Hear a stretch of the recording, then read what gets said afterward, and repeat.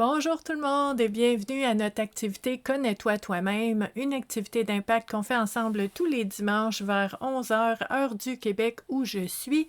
Ça fait plus de 7 ans qu'on est ensemble tous les dimanches sans relâche pour faire cette activité-là parce que c'est précieux, parce que c'est un moment qu'on s'accorde pour pouvoir s'installer confortablement, prendre le temps de respirer et d'explorer différentes thématiques qui ont vraiment le potentiel de changer notre façon de voir les choses, d'apporter des belles prises de conscience qui peuvent changer aussi notre façon de prendre des décisions et de faire des choix suite à ces prises de conscience-là. Donc, si vous êtes ici sur la communauté Vivre à coup de cœur, c'est parce que vous appréciez tout ce qui touche au bien-être, à la santé mentale et au cheminement personnel. Si vous êtes nouveau sur la communauté ici, mon nom c'est Stéphanie et puis moi je suis intervenante psychosociale depuis 28 ans maintenant. J'accompagne les gens au niveau du bien-être et de la santé mentale. Donc je vous dirais la plupart des accompagnements que je fais vont tourner autour de l'anxiété, l'épuisement, au niveau aussi des changements dans la vie, les transitions, les deuils, les moments difficiles, les relations aussi, hein? Des fois, c'est pas facile dans nos relations, on a besoin d'explorer un petit peu tout ça. Mais en dessous de toutes ces thématiques-là qu'on peut explorer ensemble, ce qui est vraiment important, puis ça, j'arrête pas de le répéter, c'est la connaissance de soi. Connais-toi toi-même, la conscience de soi. Se connaître et savoir un petit peu sont où nos déclencheurs, les situations ou les zones qui nous font réagir des fois, des vulnérabilités qu'on peut avoir, donc des blessures qu'on porte ou des rêves qu'on porte, puis qu'on oublie des fois. Donc, c'est très, très important, selon moi, de bien se connaître, de savoir un petit peu c'est quoi nos patterns, c'est quoi nos façons d'être avec les gens aussi, de connaître nos valeurs profondes pour pouvoir vivre en cohérence, pour se sentir aligné, se sentir bien, pas se sentir comme si on vivait la vie de quelqu'un d'autre non plus. Donc pour moi, c'est très important de vous accompagner là-dedans. Faut savoir en fait que moi, professionnellement, je viens du milieu communautaire. Donc, j'ai vraiment le cœur au communautaire. C'est important pour moi.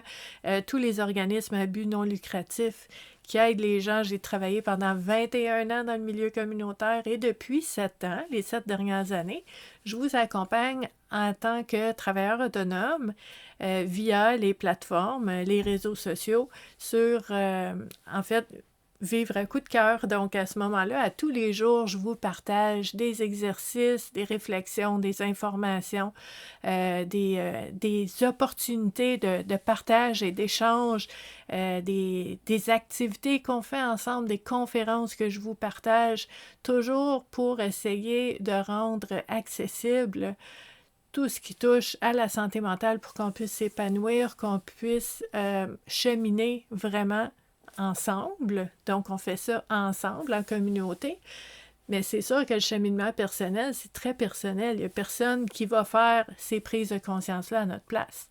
Mais quand même, c'est précieux de pouvoir avoir ces moments-là ensemble.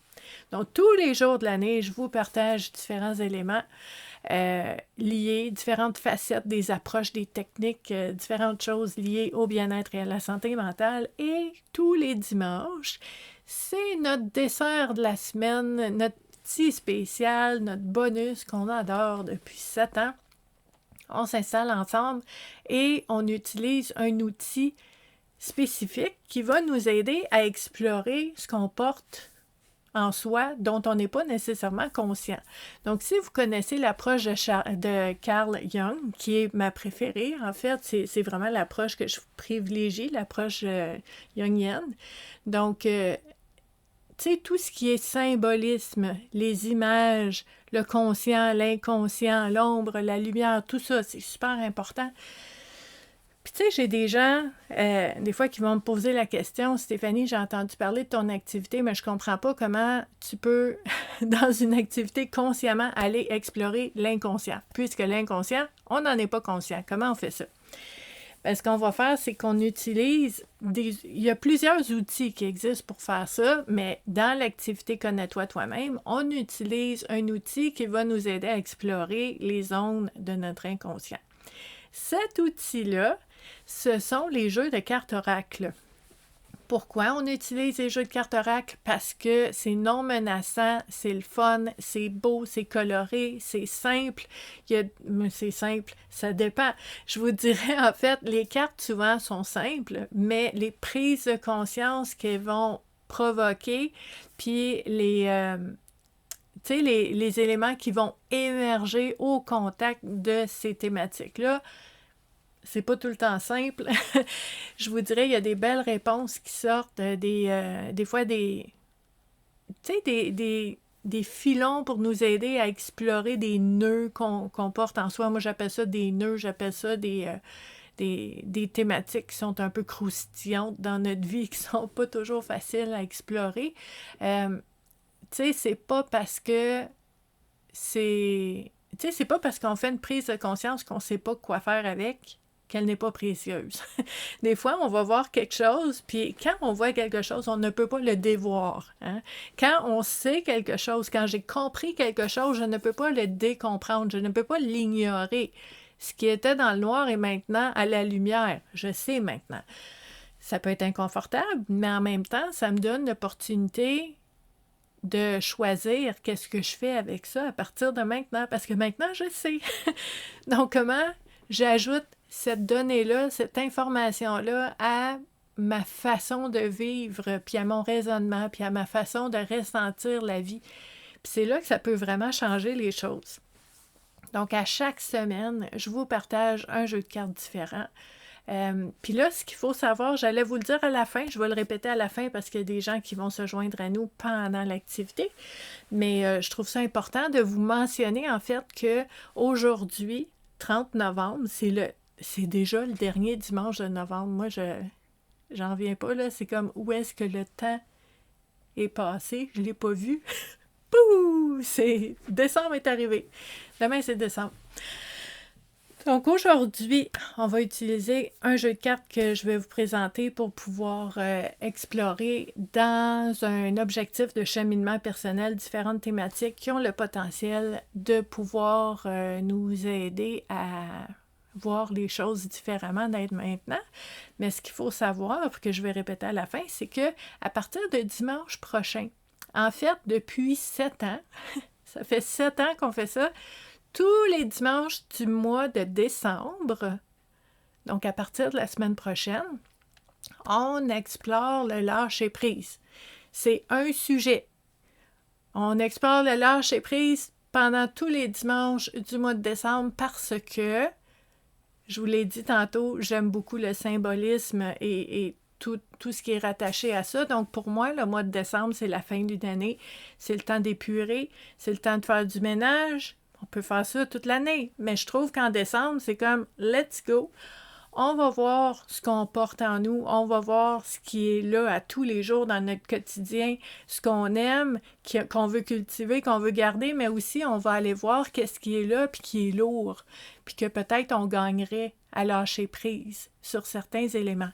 Donc, au mois de décembre, à partir de dimanche prochain, tous les dimanches, on utilise le jeu de cartes de Mélodie BT, qui est les cartes du lâcher prise, puis on va sortir des cartes, une carte à chaque semaine. Donc, on va finir le mois de décembre avec 4 cartes du lâcher-prise, 4 éléments à explorer, à apprivoiser, à réfléchir pour voir comment est-ce qu'on peut mettre ça en action dans notre vie dès maintenant, puis à partir de la nouvelle année pour s'alléger un petit peu puis se faire du bien. J'ai vraiment hâte.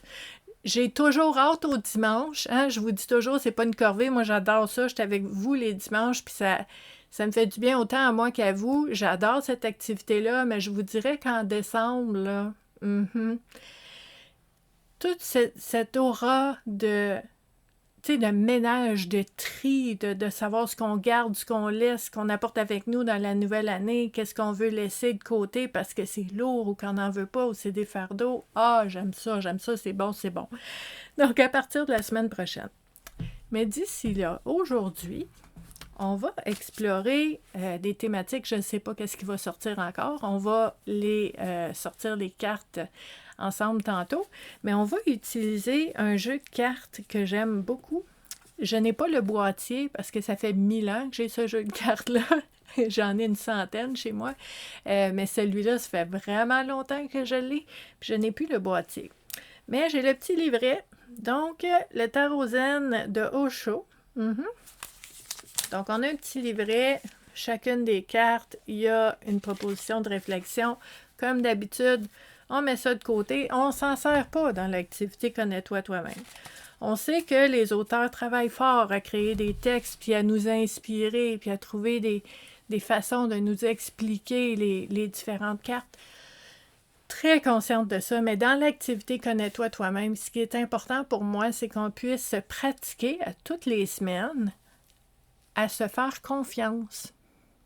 Donc, au contact des thématiques qui vont ressortir, on va les découvrir ensemble, ce que vous allez voir, ce que vous allez comprendre, les souvenirs qui vont monter, les images qui vont émerger, les paroles dont vous allez vous rappeler, les liens que vous allez faire en lien avec ces thématiques-là. Dans un cheminement personnel, c'est beaucoup plus précieux que de lire dans un livre la définition de quelqu'un d'autre. Donc, c'est ça qu'on pratique à toutes les semaines, c'est de faire confiance à notre instinct, à la signification qui émerge de nous parce que c'est en lien, c'est adapté, puis c'est en lien direct avec notre vie, notre réalité, les conséquences que nous, on a, nos relations. Puis c'est là que ça devient très, très précieux de pouvoir échanger ensemble dans les commentaires. Moi, je vais vous partager différentes façons de voir ces thématiques-là pour vous aider un petit peu à enclencher des réflexions. Mais vous, si vous voyez quelque chose, si vous avez des questionnements, s'il y a un souvenir qui monte, si votre façon de lire cette thématique-là émerge pour vous, bien, le fait de la mettre dans les commentaires, c'est vraiment aidant pour les autres aussi. Ça nous aide pas à trouver la réponse dans les mots de quelqu'un d'autre, mais à lire les autres personnes et dire « OK, ça fait du sens pour moi, ça un peu moins, mais de trouver ma propre réponse, c'est là que ça devient précieux. » Donc, ces magnifiques cartes-là sont super belles, sont toutes pareilles en arrière. Je sais que les gens aiment ça, voir ça. Et on a différentes thématiques avec des images que j'aime beaucoup. Au niveau symbolisme, très, très, très puissant comme image. Donc, voici la foudre. On a la morale. On a l'isolation. Je vous en montre quelques-unes parce qu'on aime ça voir les cartes. Ah, une de mes cartes préférées ici présente, la rebelle. J'ai dit la rebelle, hein, parce que bon. Mais le rebelle aussi existe. Peut-être que c'est vous. Donc, les possibilités. Oh, l'avarice. Vraiment des belles cartes, là, avec des belles thématiques à explorer. C'est vraiment le fun d'utiliser ces cartes-là, puis ça va nous aider à aller trouver des éléments qui peuvent nous aider à voir les choses autrement dans notre vie. Ah, regardez, je parlais du lâcher-prise tantôt. Ça, c'est pas tout de suite, mais elle va peut-être sortir aujourd'hui, mais c'est à partir de décembre qu'on regarde ça. L'harmonie. On a... Ah, c'est beau ça. L'amitié. L'intensité. Oh là là! Donc, on va utiliser ces cartes-là. On brasse les cartes en ayant l'intention que les thématiques qui vont ressortir soient porteuses de réflexion et déclencheurs de prise de conscience qui soient vraiment intéressantes, importantes et pertinentes pour chacune des personnes qui regardent l'activité Connais-toi toi-même en ce moment, mais aussi pour toutes les personnes qui vont la regarder en rediffusion. Pourquoi je vous dis ça? En fait, vous savez que Meta, je pense que c'est en février dernier, ont décidé de supprimer toutes les vidéos en direct après 30 jours. Donc, à ce moment-là, moi, je me suis dit, je veux pas que mes vidéos en direct soient supprimées.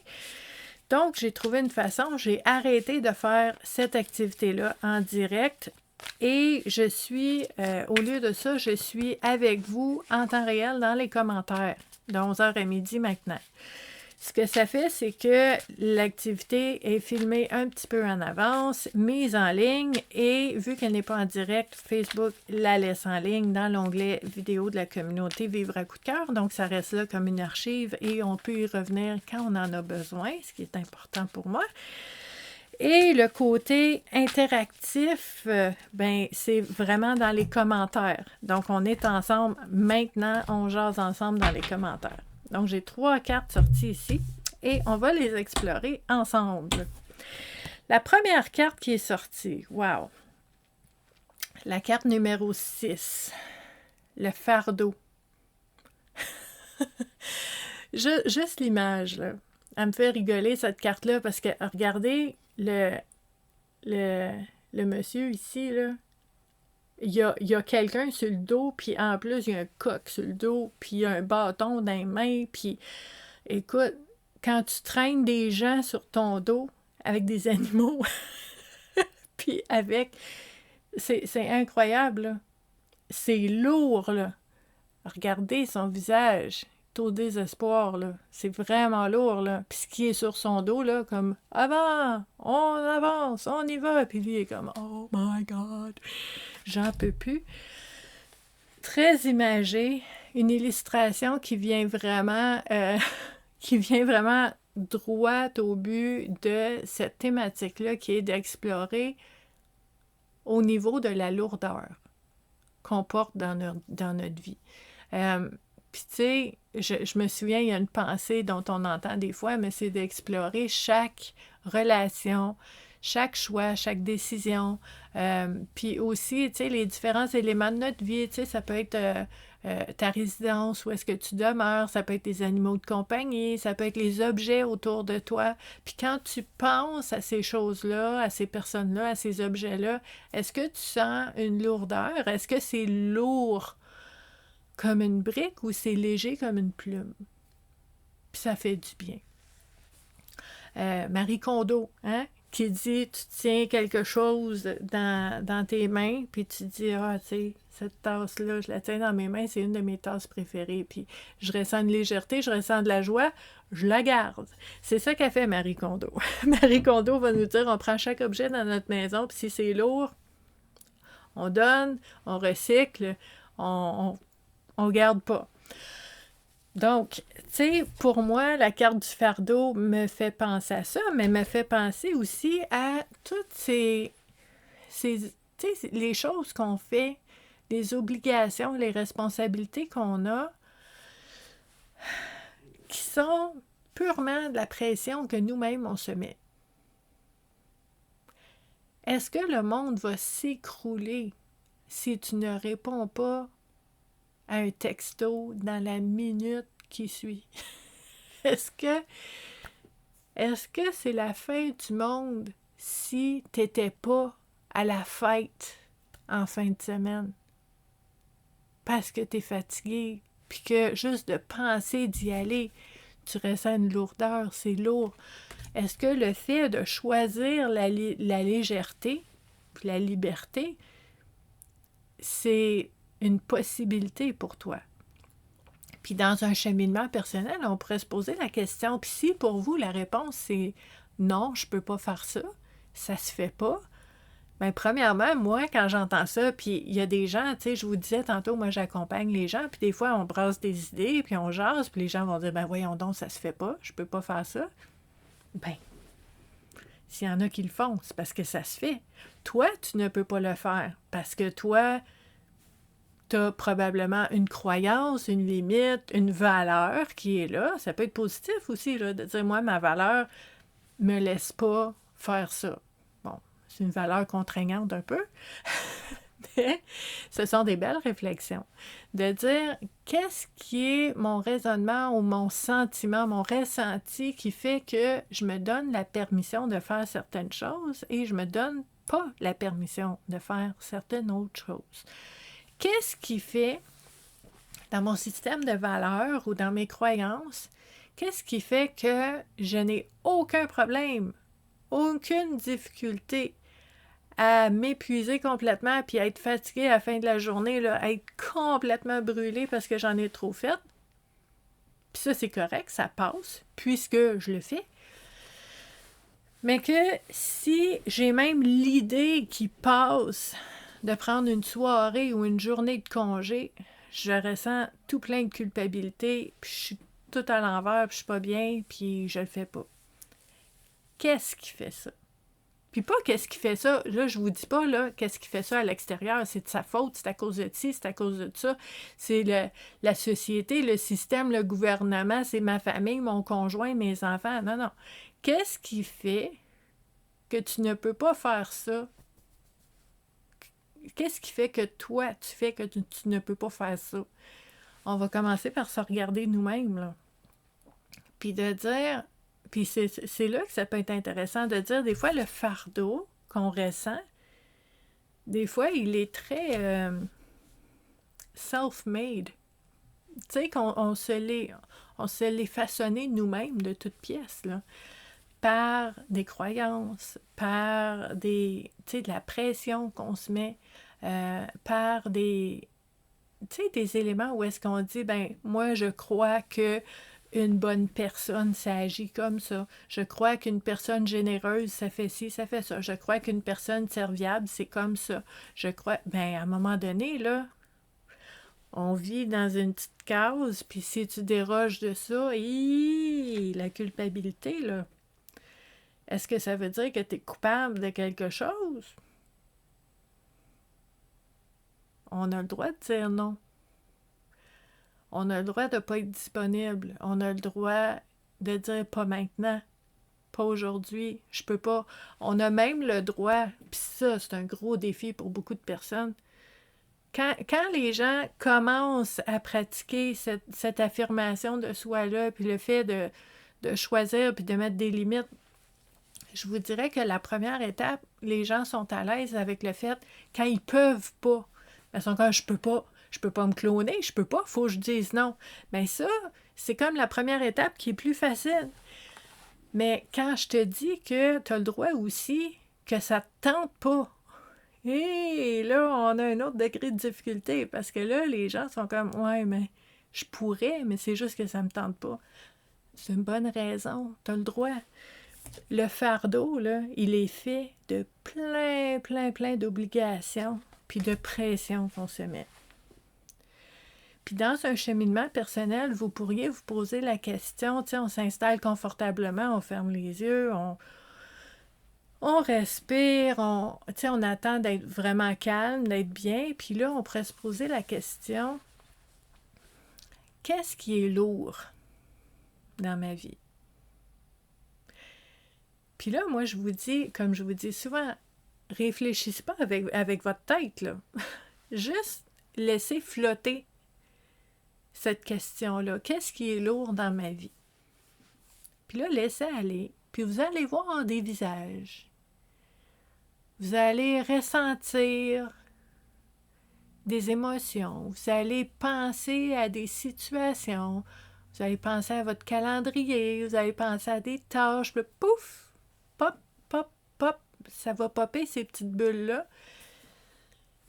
Puis là, je vous dis pas qu'on fait pas Marie Kondo, toutes ces petites boules-là, ces petites boules-là qui montent, là, on les met aux poubelles, là. C'est pas ça.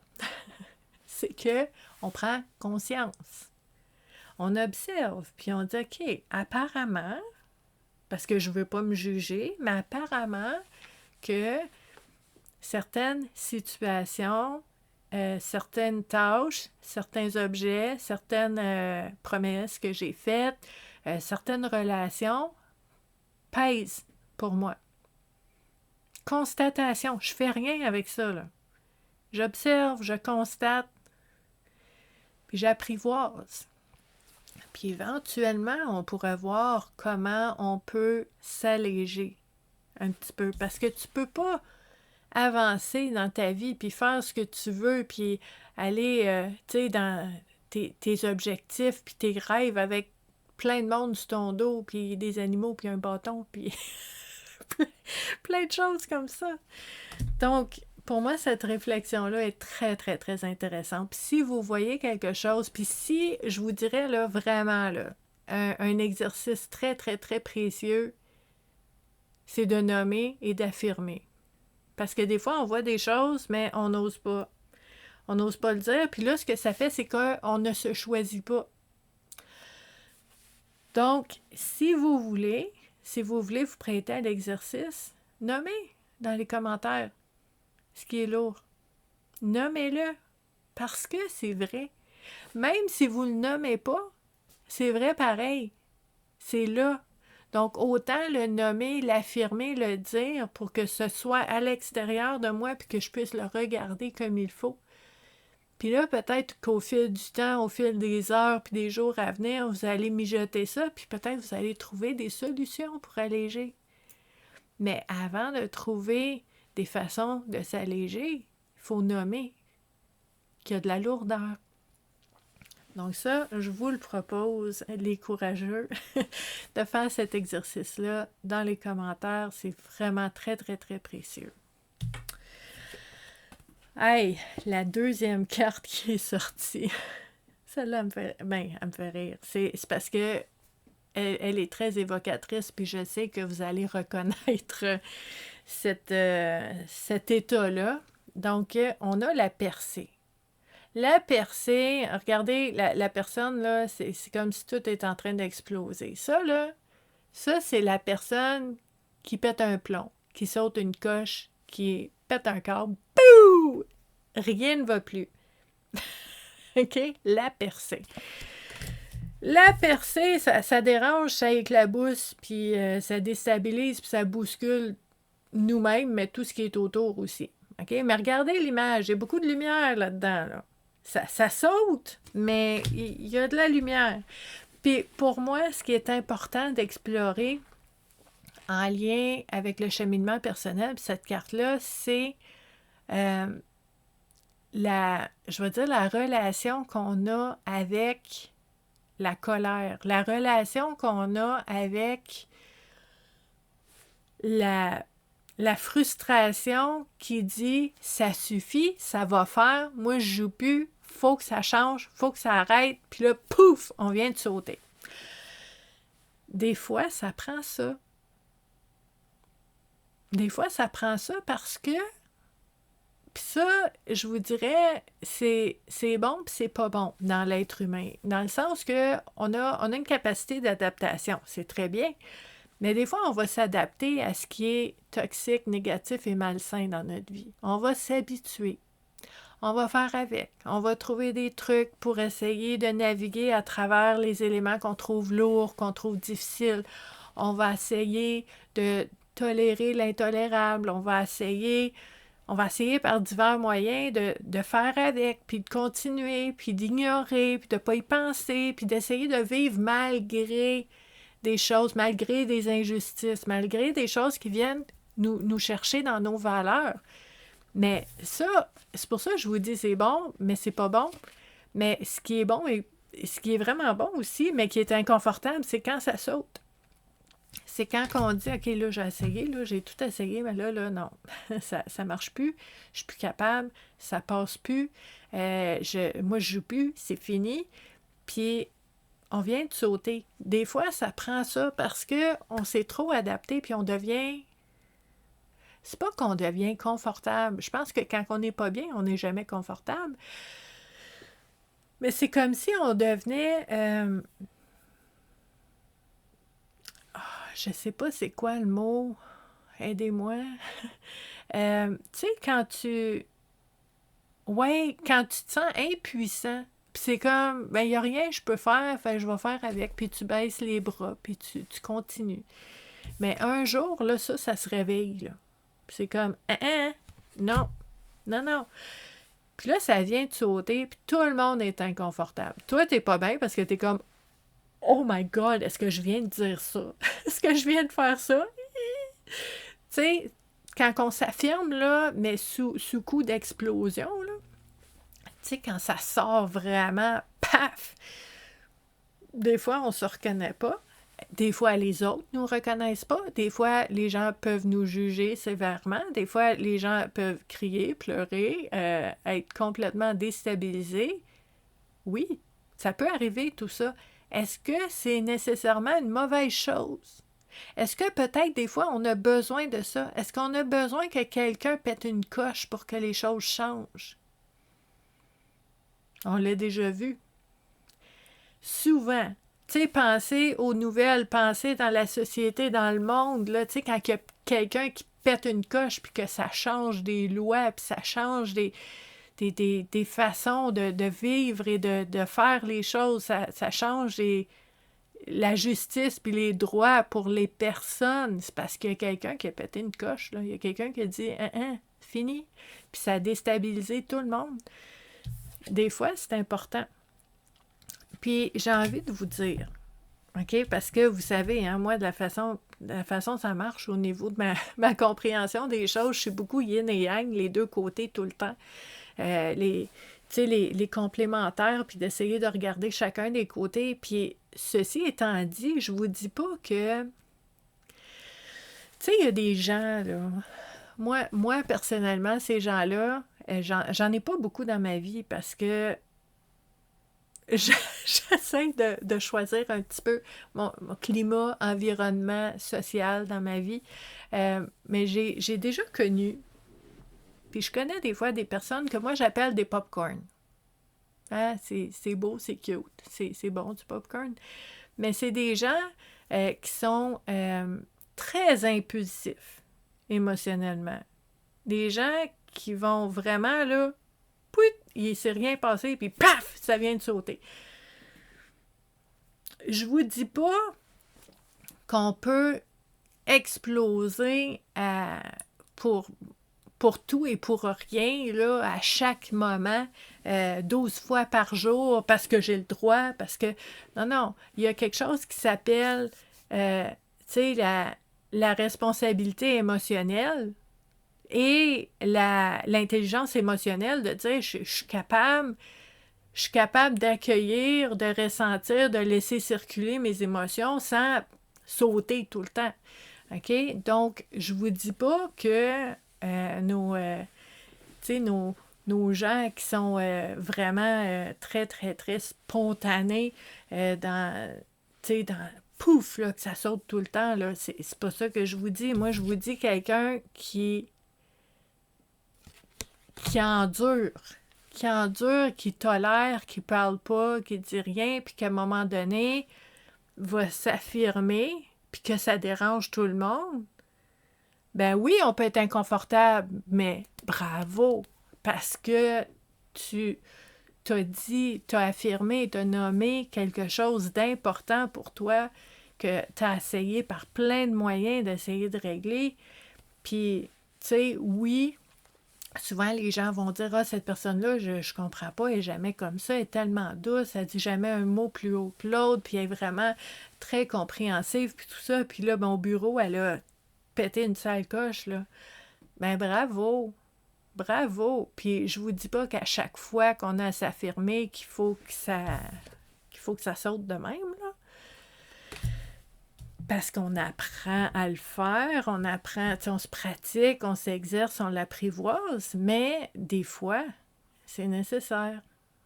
Des fois, c'est nécessaire pour faire changer les choses. Donc, cette réflexion-là peut être très intéressante pour vous de dire dans votre vie comment vous vivez ces moments-là. Qu'est-ce que ça veut dire pour vous? Puis, est-ce que vous vous donnez le droit de vous affirmer, mais aussi quand quelqu'un a un de ces moments-là autour de vous, on appelle ça la percée, hein? La percée, c'est comme j'ouvre vers quelque chose de nouveau, peut-être de mieux. Comment on vit ça? Donc, je trouve ça très intéressant comme réflexion à faire dans un cheminement personnel. J'ai très hâte d'échanger avec vous sur comment vous voyez ça. Puis je le sais, là, tu sais, je le sais, là, à travers l'écran, là, il y a des gens qui vont dire « Ah, moi, je suis pas à l'aise avec ça, j'aime pas ça quand il y a des grosses émotions, puis de l'intensité, puis je suis pas bien avec la colère. » C'est correct. C'est correct parce qu'on a besoin de voir clair, on a besoin de prendre conscience ici, maintenant, comment je me sens, c'est quoi mon point de départ. Puis à ce moment-là, de pouvoir voir où est-ce que je veux aller avec ça, qu'est-ce que j'aimerais vivre autrement. Donc c'est là que ça devient très, très précieux. La troisième carte qui est sortie, c'est l'achèvement. Puis regardez l'image. Okay? On a un puzzle. Puis là, une tâche après l'autre, là, l'objectif est atteint, ça achève. J'achève la tâche, j'arrive au bout, j'ai atteint l'objectif. Tu sais, ça peut être une tâche après l'autre, ça peut être un pas à la fois, une étape à la fois, je me rends où est-ce que je veux être. Mais regardez l'image. Le puzzle, il est complet. Puis il reste un morceau. Ah! Frustration. Moi, personnellement, là, j'adore les mandalas, j'aime les diamond painting, la peinture à numéros, mais j'ai vraiment de la difficulté avec les puzzles, là. Quand j'étais petite, ma mère va rigoler, là, si elle entend ça, mais quand j'étais petite, là, je coupais les morceaux pour que ça rentre, là. C'était comme trop long, puis j'aime pas ça. Donc moi, je vois cette image-là à partir de ces expériences-là très personnelles à moi, puis je me dis, hey, j'ai fini le casse-tête, puis il me reste un morceau. C'est comme les meubles Ikea. Tu montes un meuble Ikea, et il te reste 2-3 vis, un morceau de bois, puis le meuble il est monté, tu sais pas à quoi ça sert. Là, tu te dis, oh my God, ça va-tu tomber quand je vais m'asseoir dessus? Tu sais où ça va? Nobody knows. On sait pas. Il y a un morceau de trop. Bon. Qu'est-ce que je fais avec ça? Dans la réflexion, on pourrait se demander comment je réagis quand je me rends compte que, tu sais, il y a différents éléments, là. L'achèvement, là, c'est de dire, ça achève, mais c'est en train d'achever. C'est pas fini. L'achèvement, en mouvement, ça s'en vient. On s'en va sur, ça va être achevé, mais on n'est pas encore rendu. On est en transition. Puis des fois, OK, ça se peut que dans votre réflexion, vous dites, OK, moi, dans les pas que je fais, dans les démarches que je fais, dans les efforts que je fais en ce moment pour me rendre à telle place, à tel objectif, à tel état que j'aimerais vivre. Puis je fais des efforts, puis je fais des pas, puis j'avance là-dedans, puis je place les morceaux du puzzle dans ma vie. Puis là, je me rends compte, je suis presque rendue, mais je suis pas rendue où est-ce que je pensais que j'allais être. Oh, minute! Est-ce que c'est nécessairement une mauvaise nouvelle? Est-ce que c'est peut-être, encore une fois, un pas pour me rendre où est-ce que je veux être, ou est-ce que peut-être que la vie m'a amené ailleurs, mais que peut-être c'est bon aussi? C'est pas exactement ce que je voulais, mais peut-être c'est bon quand même. Donc, c'est des réflexions comme ça de dire quand je suis en processus d'avancer quelque chose, en processus de cheminement ou en processus d'achever, OK, un projet ou d'arriver au bout de quelque chose, est-ce que je suis capable de voir tous les pas que j'ai faits, chaque morceau que j'ai placé, à travers les années, à travers au fil du temps, à travers mes relations, à travers mes choix, mes décisions, est-ce que je suis capable de voir que c'est pas arrivé par magie? Est-ce que je suis capable de voir les efforts que j'ai faits, le cheminement que j'ai fait et de voir le parcours accompli, puis d'en être fière en quelque part, même si je suis pas encore rendue. De dire, hey, ouais, j'en ai changé des choses, j'en ai travaillé des choses, je suis pas exactement où je voudrais être, mais je suis pas où j'étais non plus. Ça s'en vient. Ça s'en vient. Puis si vous voyez, là, que un autre élément qui me vient avec cette image-là, c'est que des fois, on a tout fait. On a tout fait comme il faut. Puis là, on est presque rendu à l'objectif. Puis là, tu sais, même les gens autour de toi, ils t'ont dit, faut que tu fasses ça, ça, ça. Puis là, t'as tout fait. Puis là, t'es presque rendu. Puis là, mais il y a telle autre affaire, faudrait que tu fasses. T'es fatigué. T'as tellement travaillé fort. Puis on t'avait dit que c'était juste ça. Puis là, il y a une autre affaire. Est-ce que je vais mettre une croix sur tout ce que j'espérais et tout ce que j'ai fait juste parce qu'il faut que je fasse un autre petit bout? Je peux être frustrée, puis ça peut me déranger, puis je peux ne pas être contente, mais s'il manque juste ça, puis qu'après ça, je vais l'avoir ce que je voulais, peut-être ça vaut la peine de donner un autre petit coup, puis de continuer. Puis je sais que c'est pas facile, parce qu'à un moment donné, on a hâte que ça aboutisse. Hein? On veut être rendu. Mais comme je dis souvent, c'est le chemin. Le chemin, on ne sait pas c'est quoi, à part quand on est dessus puis on est dedans, là. Donc, des fois, il y a des surprises comme ça. Donc, pour vous, qu'est-ce que vous voyez dans cette carte-là de l'achèvement, avec l'image, mais aussi avec la thématique? Qu'est-ce que ça veut dire pour vous? Qu'est-ce qui émerge quand vous pensez à cette thématique-là? Est-ce que vous avez des questions ou des situations que vous dites ça fait longtemps que j'attends ça, puis il me semble que c'est long. Bien, juste le fait aussi de le nommer, ça peut alléger, ça peut faire du bien, puis on ne sait jamais. On ne sait jamais, je vous dirais, des fois quand on nomme des frustrations ou des déceptions qu'on peut vivre ou des incompréhensions, des questions, quand on les nomme, il y a peut-être quelqu'un autour qui va lire ça puis qui va dire « Ah, mais j'ai peut-être une piste. Je connais quelqu'un ou je peux peut-être t'aider ou peut-être que telle chose que tu pourrais faire, ça pourrait aider. » Puis on n'a pas nécessairement pensé, donc le fait d'échanger ensemble, c'est vraiment précieux aussi. Donc c'est comme ça qu'on fait l'activité Connais-toi toi-même en utilisant des jeux de cartes oracle. Donc je vous remonte les cartes. On avait le fardeau, la percée et l'achèvement. Et comme je vous disais en début de rencontre, à partir de la semaine prochaine, tous les dimanches au mois de décembre, on explore différentes facettes du lâcher-prise. Soyez là, c'est important, c'est vraiment bon pour finir l'année du bon pied et commencer la nouvelle année vraiment d'une façon plus légère aussi. Donc, très, très, très, plus, hâte à la semaine prochaine. Et d'ici là, je vous souhaite une belle journée aujourd'hui. Puis je vous dis à dimanche prochain. Bye!